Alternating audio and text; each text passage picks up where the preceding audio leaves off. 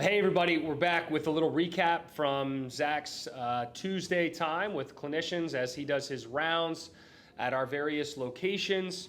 Today's topic is going to be on a proximal hamstring strain.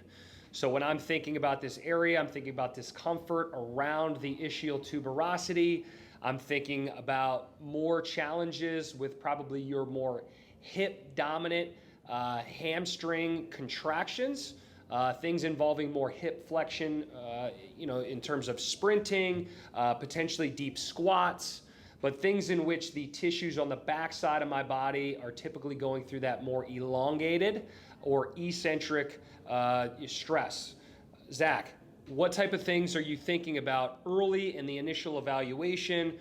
Maybe considerations both direct access, non-direct access, and where you're trying to narrow in on so that you have a better idea of where to start in your first treatment session and then the subsequent sessions in that early plan of care? I think the first thing we need to do is make sure that we're actually dealing with a proximal hamstring issue. So that ischial tuberosity area, it's a busy area. You have hamstrings attaching there, you have glutes coming across that area, you have your sciatic nerve that travels through that area, you can get radicular symptoms that can pass through that area. So I think just making sure during the evaluation that what they're describing to you subjectively, the mechanism of injury, things that are provocative, things that are alleviating, and then when you go through your objective testing, make sure you're screening out and teasing out all of those other things that could present anatomically in an area very close to a proximal hamstring issue. And then also when you're looking at like entry points for activities, making sure that some of those other influential factors, whether it's neural tension or whether it's gluteal irritation, make sure that you're not mistaking some of those symptoms as proximal hamstring symptoms as well. So I think getting a very good foundation of what you're working with day one is most important.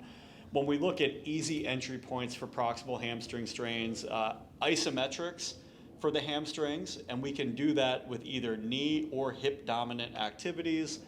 When we look at a proximal hamstring issue, traditionally you would expect to see a little bit more irritation with your hip dominant motions. So use that to your advantage. That may mean that you can train the hamstrings early on with more knee dominant tasks. So that may be a way that you can get some specific hamstring work in with an easier tolerated entry point before you get into more of your hingy type patterns or just your open chain patterns that are going to go into deeper ranges of hip flexion. We mentioned glutes also being in that area.